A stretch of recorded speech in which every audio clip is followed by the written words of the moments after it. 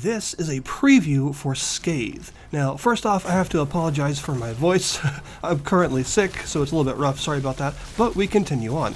So you might be asking, is this another boomer shooter? Is this another retro-inspired FPS? Well, actually, it's not exactly. This is not inspired by the Dooms, the Quakes, the Duke Nukem 3Ds, the Bloods. This is not that sort of era of shooter. Instead, this is going for a bit more of a recent era. Basically, the sort of mid-2000s shooters, just right before the modern military shooter took over. So we're talking about inspirations like Painkiller, Quake 4, Doom 3, Prey 2006, that sort of thing. So we're going for a more heavy, sort of slower, deliberate shooter, but not too slow. You still move very fast, but most of your movement is based around strafing and single jumps rather than a bunch of air mobility and stuff. So you're mostly going to be on the ground in this game.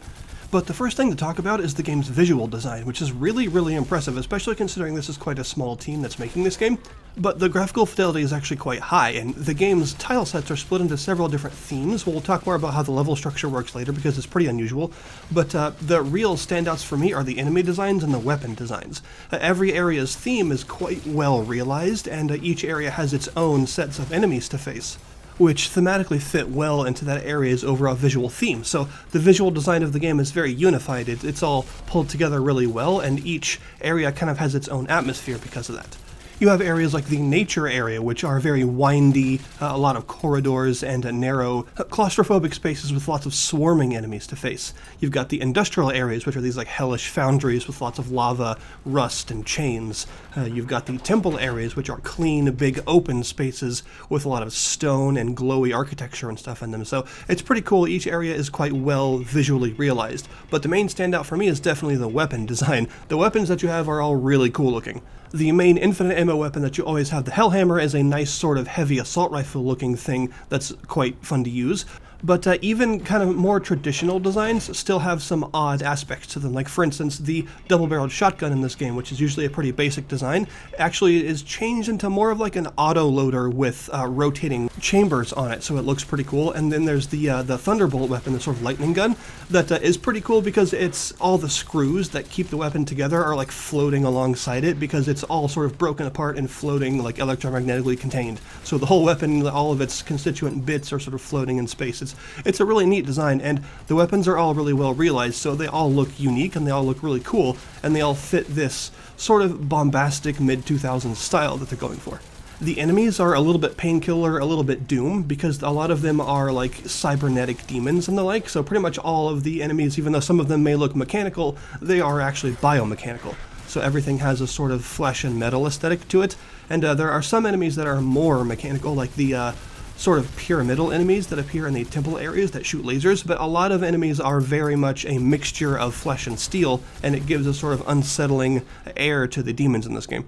But now we get on to the actual structure of the game itself, which, despite what it may look like, is not a roguelite or randomly generated or anything like that. Instead, the game's world is sort of one large tree, just made of branching areas. So you will come across various different levels, and each of these levels is self-contained, but they all connect in this big branching path system that makes up the whole world. And you can actually go back and forth freely between the levels that you visited and new ones. So level 1 might connect to level 2 and 3, so you branch off to level 3, which connects to level 4, but then you can go back to level 3 and then see how that connects to other levels, and it's just all sort of connected in this big web. Each level is self-contained and hand-designed. It is not random, so every time you go back to a level you visited before, it will have the same layout, and you will appear in the place that you should logically appear based on the gate that you went to from level to level, and you can actually go back to either collect stuff that you missed beforehand, because there are things like collectible runes that you can find, as well as collectible spells and stuff, so there are reasons to actually backtrack, but you may also have to backtrack just to choose a different path and go to a different part of the overall sort of dungeon that you're in. So since the whole world is made up of a bunch of different independent zones, you're tasked with just exploring. Just go to each of these zones, clear them out, and make your way through the various doors at the end of each of these zones to get to the next zone and see how they all connect. And at any time you can pull up the overall map and see the big web of how all of the zones connect, and you can even see all of the other zones that you haven't been to yet connected to the ones that you have been to, so that you know which ones to backtrack to branch out in different directions and explore new areas.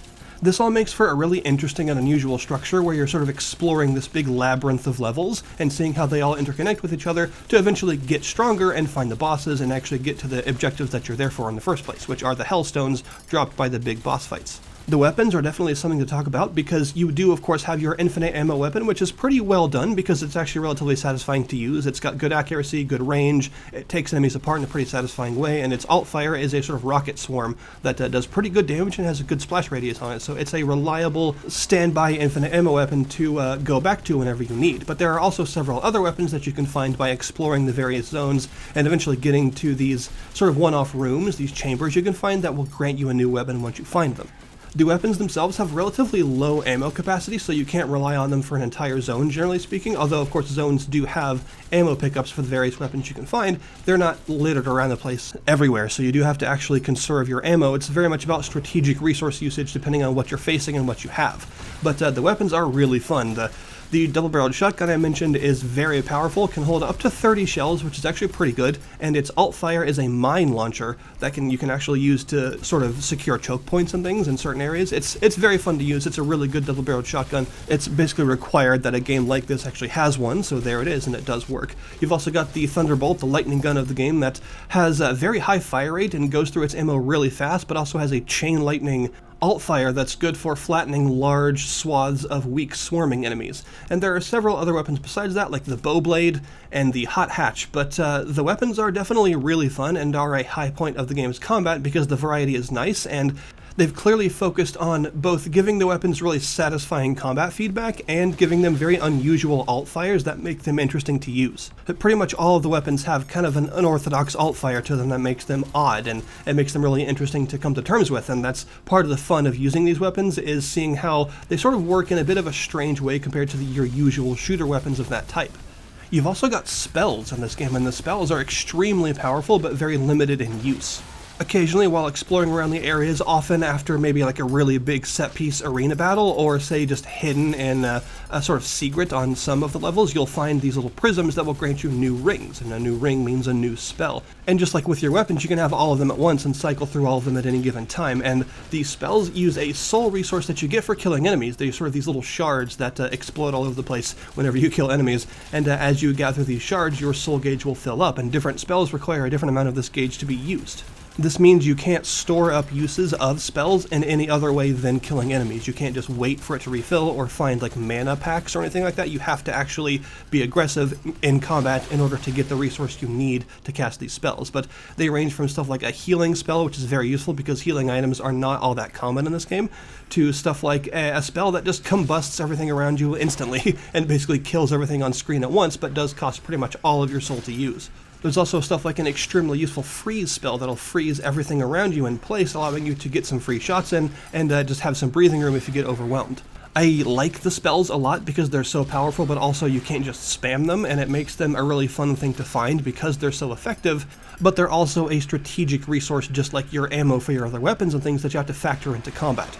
You'll also probably have noticed by now that during combat your screen gets very messy with blood and stuff all over it, and you actually have to press the F key to wipe your screen off occasionally so that you can actually see what you're doing. This is a nice little feature. It is something you can turn off if it annoys you, but I think it kind of adds a little bit of character to the game. So then we also have to talk about enemy variety, because it's actually pretty good, and they do a really good thing with the enemies in this game, in that there are sort of generic enemies, you could say, that show up everywhere, and then there are also area-specific enemies that only show up in certain tile sets. So you've got like the swarming melee enemies that show up everywhere, but you've also got swarming explosive spiders that only show up in the nature zones, or the crazy laser shooting prisms that only show up in the temple zones and things like that. So this means you have a good list of enemies that you can get used to facing because they show up everywhere, but there are also enemies that make the individual tile sets feel unique that you're only going to find in those. Overall, I think the game is kind of balanced a lot like Painkiller was, in that you are extremely powerful and you feel very strong, but you're also sort of a glass cannon. You can't take very much punishment. So even though you can definitely clear an entire screen of enemies very easily with very powerful weapons, you also can't survive that full screen of enemies for very long if you miss, because there are lots of enemies, and this game very much goes into the bullet hell territory with a lot of enemies using projectile weapons in very large numbers. So the main difficulty of the game often comes down to weaving around very large screens full of bullets in order to expertly take apart large swarms of enemies, and it makes for a very satisfying gameplay loop that is, again, very similar to stuff like Painkiller. I should also mention, by the way, that this game does have drop-in, drop-out multiplayer, so you can just join your friends if you want to, wherever they are in their various explorations of this big tree of levels, and you can just slay along with them. But you do all use the same pool of lives. This game does have a live system, which is kind of unusual. You start out with 10 lives, and dying for any reason will subtract a life and then respawn you near where you died. Running completely out of lives will send you back to a sort of checkpoint level, and then you'll lose some progress that way. So you do want to explore efficiently without dying too much in each level so that you can actually eventually make it to a new checkpoint level or a new boss or something like that and actually have your progress saved. There are also some extra lives that you can find by exploring. Each level tends to have at least one extra life for you to find, some have multiple depending on the size. The level design in general is kind of interesting because the levels are extremely varied. Like, you might have one level that's just one big gigantic open arena that spawns huge numbers of enemies as soon as you enter. You may have one level that's just a windy series of corridors and traps that's very claustrophobic. And you may have other levels that are sort of a combination of the two. There's often a sort of balance between big open arena areas and corridor, narrow, claustrophobic areas. And each level is sort of composed of different amounts of those two things, but they tend to have a lot of variety in them.